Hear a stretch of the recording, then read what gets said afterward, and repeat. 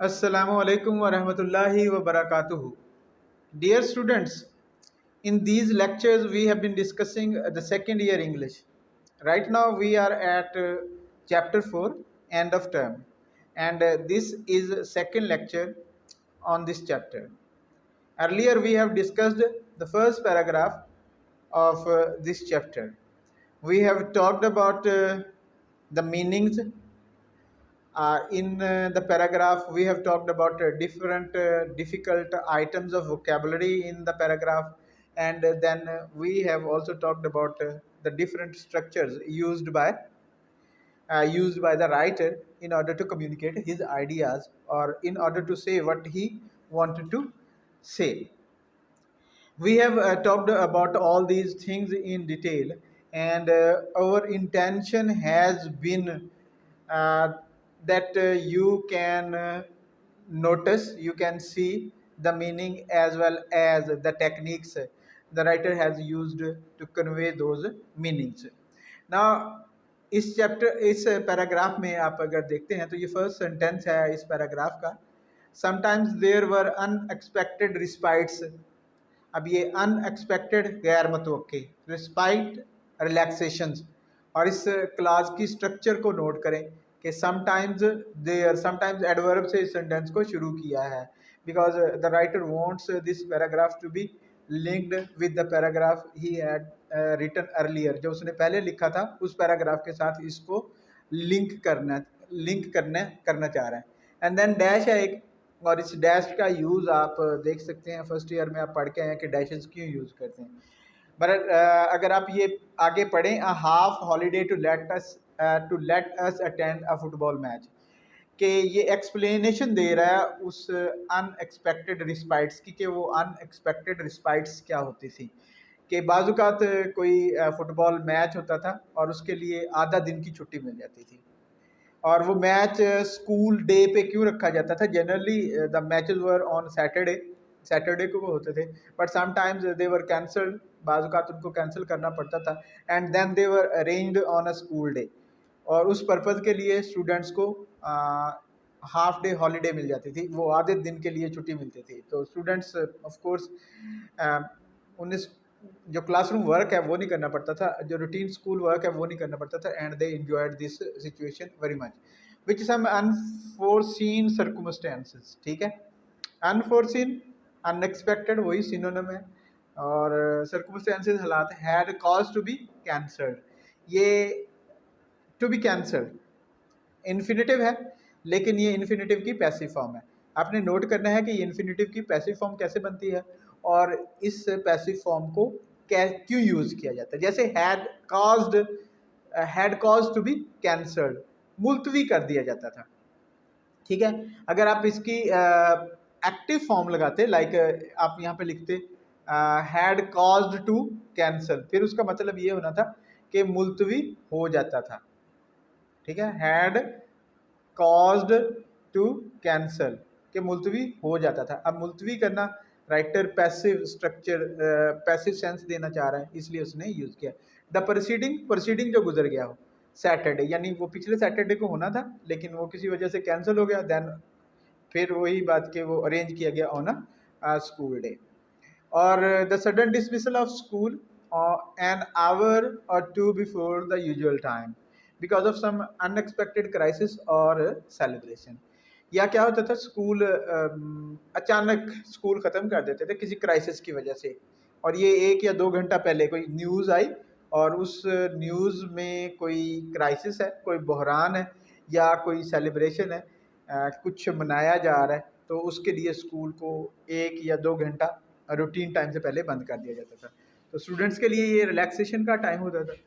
बहरहाल इस सेंटेंस में राइटर की टेक्निक को नोट करें कि राइटर ने इस सेंटेंस को कंस्ट्रक्ट करने के लिए क्या किया है. उसने इस सेंटेंस को एक एडवर्ब से शुरू किया, और ये एडवर्ब ऑफ कोर्स पिछले सेंटेंस के साथ लिंक कर रहा है, एंड देन फिर प्रिंसिपल क्लॉज की, और उस प्रिंसिपल क्लॉज को एक्सप्लेन करने के लिए राइटर ने कुछ फ्रेजेस यूज़ किए हैं, जैसे a half holiday to let us attend a football match.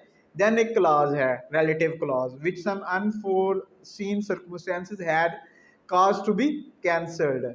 अब ये इस जो क्लास है इसके सब्जेक्ट को देखें कि कितना लंबा, सम अनफोर्सिन सर्कमस्टेंसेस, और ये हैड कॉज्ड, ये इसमें वर्ब फ्रेज है और साथ है एक इन्फिनेटिव टू बी कैंसल्ड, ये उसकी पैसिव फॉर्म यूज की गई है। मैं पहले बता चुका हूँ कि पैसिव फॉर्म क्यों यूज की है, द प्रोसीडिंग जो गुजरा हो, ठीक है।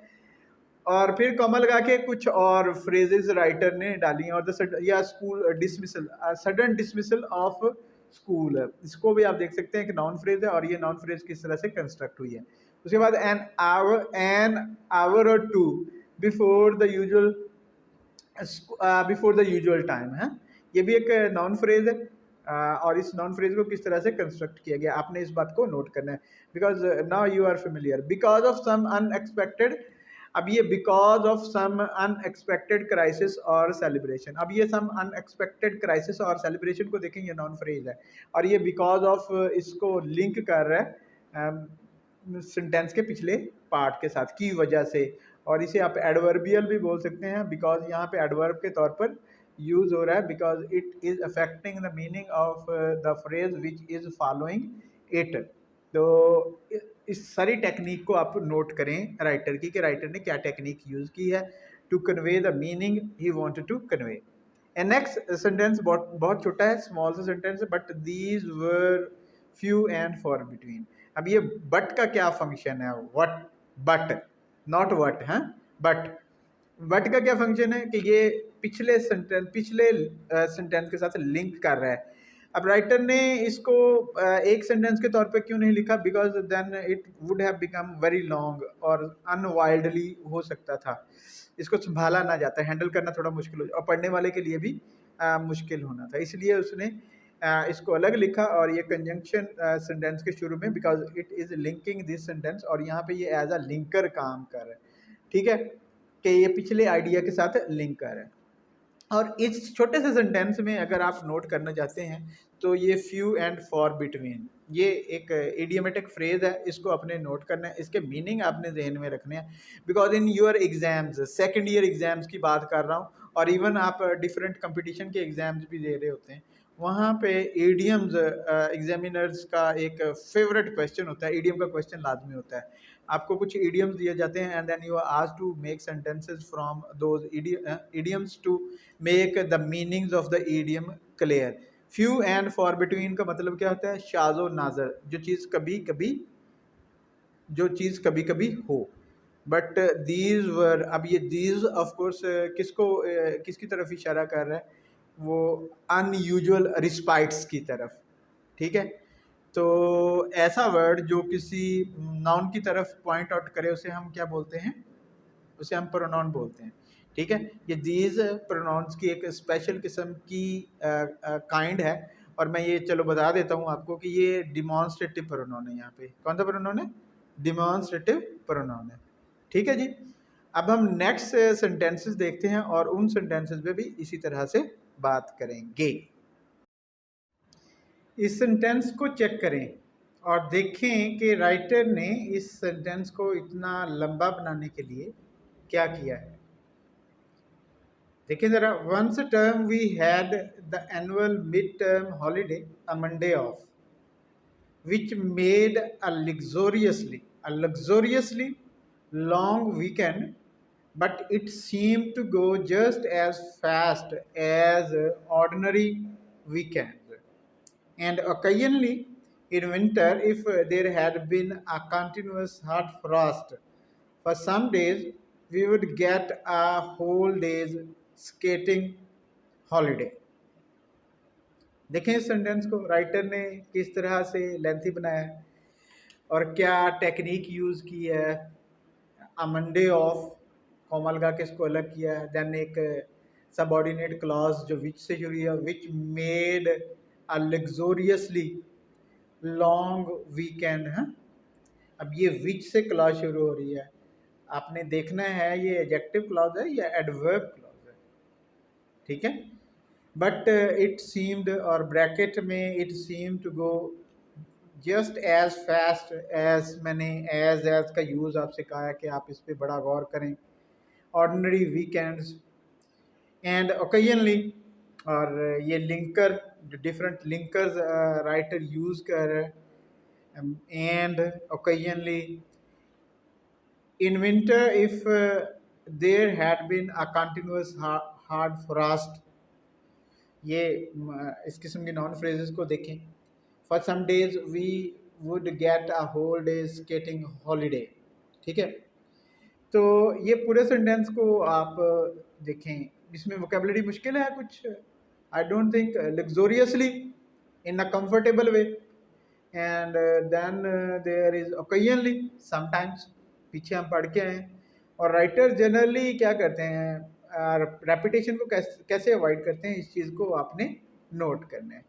अब वो बता क्या रहा है कि अब बाज़ का एक मरतबा एक जो मंडे ऑफ आ गया था, यानी मंडे की जो छुट्टी थी वो सैटरडे संडे के साथ जुड़ गई, 3 दिन के छुट्टी हो गई और काफ़ी लंबा वीकेंड हो गया, लेकिन ये उसी तरह से गुजर गया जिस तरह से ऑर्डिनरी वीकेंड्स गुजरते हैं।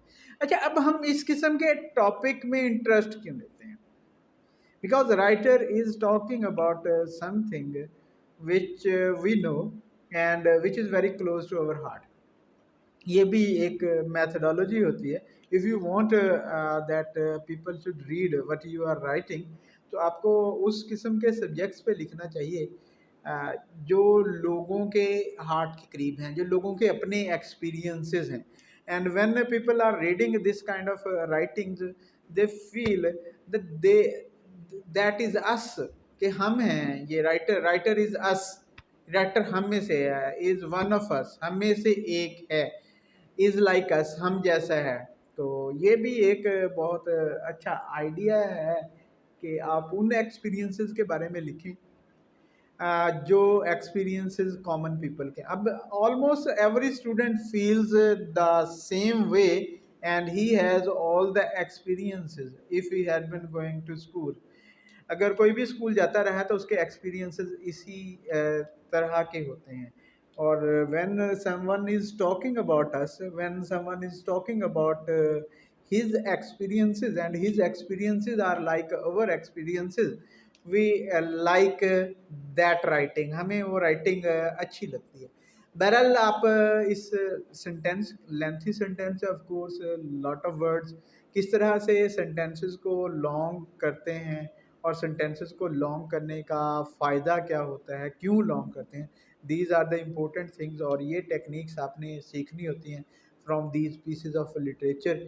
और इसीलिए हम we study English language through English literature, इसीलिए हम लिटरेचर के ज़रिए इंग्लिश लैंग्वेज सीखते हैं। क्यों? क्योंकि लिटरेचर हमें बताता है कि आइडियाज़ को किस तरह से कम्युनिकेट किया जाता है, because there are lot of ideas. फिर वोकेबलरी मिलती है हमें, बहुत ज़्यादा यूज़फुल वोकेबलरी मिलती है। जैसे यहाँ पे काफ़ी लग्जोरियसली एडवर्ब नया है, ओकेजनली एडवर्ब, ठीक है, एंड देन डिफरेंट कंस्ट्रक्शन जैसे कंटिन्यूस, हार्ड, फ्रास्ट। अब ये कंटिन्यूस, हार्ड एडजेक्टिव, ठीक है, और फ्रॉस्ट जो है वो नाउन है, एडजेक्टिव प्लस नाउन। तो ये जैसे a whole days skating holiday, ठीक है, होल डेज स्केटिंग हॉलीडे, ये भी एक नाउन फ्रेज है। तो ये नाउन फ्रेजेस किस तरह से किस तरह से कंस्ट्रक्ट होती हैं। The annual mid term holiday, और ये वंस वगैरह, इस किस्म के वर्ड्स का क्या यूज़ होता है। ऑफ कोर्स लिटरेचर से हम ज़्यादा इजीली ये स्ट्रक्चर्स पिक करते हैं and then we can use these structures in our own writing, हम अपनी राइटिंग में यूज़ कर सकते हैं। लेकिन हम अपनी राइटिंग में यूज़ कब कर सकते हैं? जब हमने टेक्स्ट को बड़ा क्लोजली स्टडी किया हो, हमने टेक्स्ट को बड़ा अच्छी तरह से डिस्कस किया। और यही हम इन वीडियो लेक्चर्स में, इन लेक्चर्स में हम कर रहे हैं। We are studying this text very closely, हम वो सारी की सारी चीज़ें देख रहे हैं जो टेक्स्ट को क्रिएट करने के लिए जो टेक्स्ट को क्रिएट करती हैं। हम देख रहे हैं कि how different words come together to make phrases, clauses, sentences, and how different sentences come together to make a paragraph. तो ये चीज़ें हमारे लिए इम्पोर्टेंट हैं, हम भी यही कुछ कर रहे होंगे when we will be writing। अब ये एडवर्ब से सेंटेंस शुरू करने का क्या फ़ायदा है?